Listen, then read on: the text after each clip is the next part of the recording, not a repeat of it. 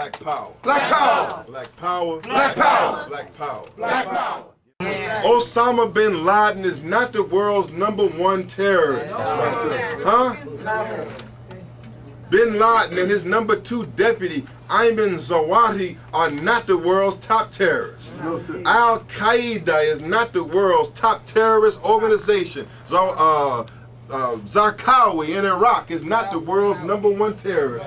The #1 terrorist on the planet is the President of the United States of America, George W. Bush. And the #1 terrorist organization is the U.S. government.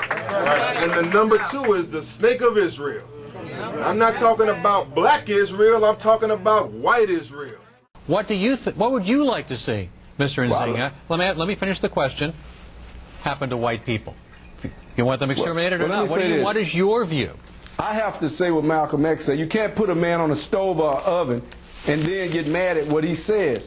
White people always put black people on the hot seat, then get mad at their comments. You're not going to apologize to the Duke lacrosse team that you smeared, that you convicted. Didn't you hear the North Carolina Attorney General's statement? Didn't you hear that they said that the evidence is that there was no attack? What exactly? I didn't hear that. I didn't hear that. I'm a criminal defense attorney. Many clients that I've had, the cases have been dropped against them, but I can't say that nothing went wrong. What I hear is political pressure that a powerful white university with powerful rich white defendants against a poor black woman, the case has been thrown out, but Nifong didn't interview the witness and charge the case properly. And last May, one of your members said to Reed Seligman, one of the Duke lacrosse players, quote, that he was a dead man walking. You're not going to apologize for that? First of all, I can't confirm that's true. Will you apologize for being a political prostitute for Bill O'Reilly, a white male chauvinist racist, as a woman of color? Do you want to call me a whore on national TV? Yes, there's only one whore on this split screen, and it's you, Mr. Shabazz. As a woman of color, you should be ashamed of yourself for being a mouthpiece. You should be ashamed of yourself for profiting off of your racial poison. Racist Bill O'Reilly. You should be ashamed of yourself for defending and being a spokesman for Bill O'Reilly, who has no respect for women. You still supporting O.J. Simpson, Mr. Shabazz? Do you support the acquittal? Are you? Do you stand by, or does Bill O'Reilly apologize when a jury verdict? You want to say some of your anti-Semitic propaganda that you've made your whole career off? What is your point, man? What is your point is that you're calling me a political prostitute when that's your whole entire life, and you will not apologize to these young men who have been exonerated. When was the last time you talked to the accuser in this case? That's between me and that family. Well, did you use the term cracker? Did you use the term Uncle Tom? Did you say you ain't? Did you say you ain't in Israel? Did you say you're going to get your Jewish ass beat? Did you say that? Did you say that, sir? Let me say this. Did you say it? Yes or no, sir?